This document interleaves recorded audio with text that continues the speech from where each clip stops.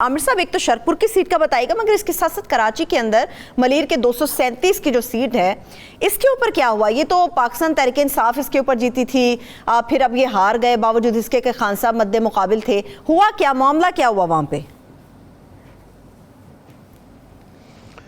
पहले तो ये शरकपुर बड़ा इम्पॉर्टेंट है कि ये वाहिद सीट है जो कि नून लीग जीती है और वो भी 2000 के मार्जिन से। और ये सीट जो है ये एक पाकिस्तान के अंदर बहुत एक मुस्बत ट्रेंड चल रहा है कि मुनहरफ अफराद जो जिसे लोटाक्रेसी कहते हैं, वो इस तरह बाई इलेक्शन में भी वो पीटीआई का फैक्टर भी था। वो लोगों ने बड़ा गुस्सा निकाला कि ये लोटों के ख़िलाफ़ वोट दिया, तो ये पीटीआई का नहीं, ये यहाँ पे नून लीग का लोटा था, तो इसलिए वहाँ पे ये एक फैक्टर भी है, मगर बड़े थोड़े मार्जिन से है। पीपल्स पार्टी वो सही जो है नारे मार रहे हैं कि वो 100% जीते हैं। वो 2 सीटों पे कॉन्टेस्ट कर रहे थे, दोनों पे जीते हैं। मुल्तान पे भी जीतना, मुल्तान इसलिए इम्पॉर्टेंट है कि जिस तरह नॉर्थ पंजाब के अंदर पिंडी जीतना बड़ा इम्पॉर्टेंट है, पूरा एक डिवीज़न जो है आ जाता है, उस तरह ही सेंट्रल पंजाब में फैसलाबाद और लाहौर बड़ा मैटर करता है, गुजरांवाला मैटर करता है। तो मुल्तान का जीतना, और वो भी 25,000 के मार्जिन से, वो मुल्तान के आगे पूरा आपकी फिर जो, क्योंकि सराइकी साउथ पंजाब है उसका महवर जो है मुल्तान है। सो मुल्तान क्या सिर्फ मुल्तान की सीट है, क्या ये सिर्फ लोकल फैक्टर्स थे, या ये आने वाले दिनों की कोई निशानदेही करता है कि पीटीआई का शायद सॉफ्ट वैली वाले इनकी कमज़ोरी हो और ये मज़ीद सीटें भी हों। सो ये दोनों के लिए ये एक इम्पॉर्टेंट है। मगर बहरहाल नून लीग की हार हुई है, बड़ी मैसिवली हार हुई है इसके अंदर। और पंजाब के अंदर पीपल्स पार्टी की इस सीट से कम आप ये कह सकते हैं कि तो ओवरऑल 100% वो जीते हैं 2 सीटों से। और दूसरा ये कि इनग्रेस हो गई है, और ये अब आने वाला वक्त बताएगा कि इसके ऊपर वो बिल्ड करते हैं कि नहीं। बाकी कराची में जो पीपल्स पार्टी जीते हैं वो ठीक है, पीटीआई मैंने कहा ना ओवरली कई दफ़ा ये धांधली का शोर मचा देते हैं। अब्दुल हकीम बलोच उस कॉन्स्टिट्यूंसी के ख़ास तनाजुर है।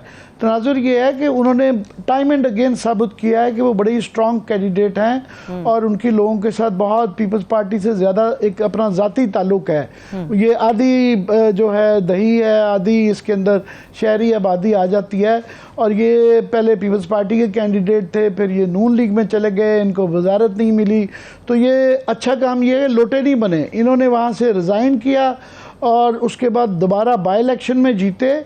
पिछली दफ़ा भी ये जीत गए थे और ये 500 वोटों से जीत गए थे, मगर रिकाउंट के अंदर फिर 300 वोट से ये हारे। तो ये 200-300 वोटों से गालबन। तो ये इसके मतलब शक रहता था और पीपल्स पार्टी ये इल्ज़ाम लगाती थी कि ये हरवाई गई है। इस दफ़ा वो 10,000 के मार्जिन से जीते हैं। तो ठीक है, थोड़ी बहुत धांधली हुई होगी, मगर ये वो सीट थी जिसके उन्होंने अगर सिलेक्शन जो 11 सीटों की थी, इस सीट की उन्होंने बड़ी सोच समझ के सही सिलेक्शन की थी। ये पीटीआई के लिए सबसे वल्नरेबल सीट ही ये थी और मार्जिन बड़ा थोड़ा था 300 का। इस दफ़ा ये आपको क्रेडिट देना पड़ेगा कि वो 10,000 के मार्जिन से जीते हैं। सो धांधली से आप 200-400 का फ़र्क डाल सकते हैं, 10,000 नहीं है। तो जहाँ मेरा ख्याल मानने वाली बात हो, पीटीआई को मान लेनी चाहिए। हर चीज़ को जब वो कहेंगे ब्लैक एंड वाइट कर देंगे तो वो गलत बात है। बाकी कुरंगी की बड़ी इंपॉर्टेंट है। कराची का ये भी बड़े इंपॉर्टेंट पहलू है कि कराची में टर्नआउट बहुत कम रहा। आप देखें कि जो मलीर में 20% रहा और कुरंगी में 14% रहा। बाकी पंजाब के अंदर और केपी में जहाँ कांटेदार मुकाबले थे, आप देखें 44% जो है फैसलाबाद में रहा, ननकाना में 44%, बहुत कांटेदार मुकाबला था। उसके बाद केपी में 32%, 29% जो है, जो शेखुपुरा में 41%। तो यहाँ कम टर्नआउट की 2-3 वजूहत हैं। एक तो ये आप एमक्यूएम का एक फैक्टर बहुत बड़ा है कि ये सिर्फ पीटीआई की जीत से ज़्यादा एमक्यूएम की बहुत बड़ी हार है। एमक्यूएम की वो मज़ीद मुनक़सम होती जा रही है, डिमोरलाइज्ड भी है और इससे बुकरे होते जा रहे हैं। अल्ताफ़ हुसैन की कॉल जो थी कि बायकॉट, वो बहरहाल उसका एक बहुत बड़ा तबका है एमक्यूएम का जो अभी भी उनकी तरफ देखता है। और वो जो आज एक पप्पी इधर से और एक पप्पी इधर से ले रहे थे, वो तंज कर रहे थे कि देखा मेरी वजह से लोग नहीं बाहर निकले। मज़ीद जो रही सही कसर थी एमक्यूएम की, वो कामरान टशोरी की गवर्नर बनने के बाद बिल्कुल ही अब ये साबित हो गया है कि वो इस्टेब्लिशमेंट की पार्टी उनको कहा जा रहा है, क्योंकि वो कैंडिडेट उनके मतलब यही है कि इस्टेब्लिशमेंट लेके आई है। और पहले ये सारे उनके ख़िलाफ़ जिस किस्म के अल्फाज इस्तेमाल करते रही हैं MQM के लीडरान, फिर बाद में उनको एक्सेप्ट करना जो है वो एक किस्म का MQM का आम वोटर उनसे बहुत दूर जा चुका है। और मार्जिन भी देखें ना, कोरंगी के अंदर 31,000 का मार्जिन था। और कराची वैसे भी अब ये कहा जा रहा है मलीर एक्सेप्शन है, मगर कराची के अंदर जो है मेरा ख्याल है PTI की एक वेव चल रही है और ये कहा जा सकता है कि अगले इलेक्शन में शायद वो मैसिवली जीतें। इसलिए आपने गौर किया होगा कि बाई इलेक्शन जो है उसके लिए दरख्वास्तों पे दरख्वास्त सिंध गवर्नमेंट दे रही है कि उसको कराची के अंदर हैदराबाद में पोस्टपोन किया जाए जनाब उस सैलाब की वजह से। हालांकि कराची हैदराबाद में कोई सैलाब नहीं है, तो वो इसी डर के मारे कि ये ना हो, बल्कि सिंध के मतलब भी ये कहा जा रहा है कि अंदरून सिंध में सैलाब की वजह से गवर्नमेंट जो है लोग इतने नाला हैं पीपल्स पार्टी से और हुकूमती पार्टियों से कि अगर वहाँ पे PTI वाले मेहनत करें और वहाँ पे अच्छे लोग ले आएँ, अच्छे कैंडिडेट हों और वहाँ पे मेहनत करें, तो ये पहली दफ़ा शायद उनके इस किले के अंदर वहाँ भी ना वो जो कहते हैं ना एक उसमें दरार डाली जा सकती है। इस बहुत बड़ी जो कि 30-40 साल 50 साल से ये सिंध उनका गढ़ रह रहा है, तो ये लाड़काना और सिंध के अंदर दरार डाली जाती, क्योंकि लोग बहुत ज़्यादा सैलाब के उसमें अपनी लीडरशिप के बहुत ज़्यादा उनसे नाला हैं। ये वाला एक फैक्टर है।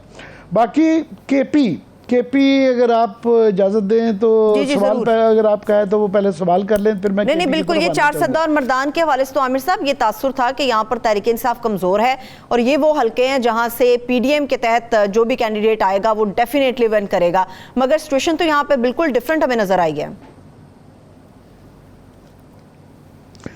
जी, ये KP के अंदर जो है ना ये सबसे बड़ा झटका जो PDM को लगा है वो KP के अंदर लगा है।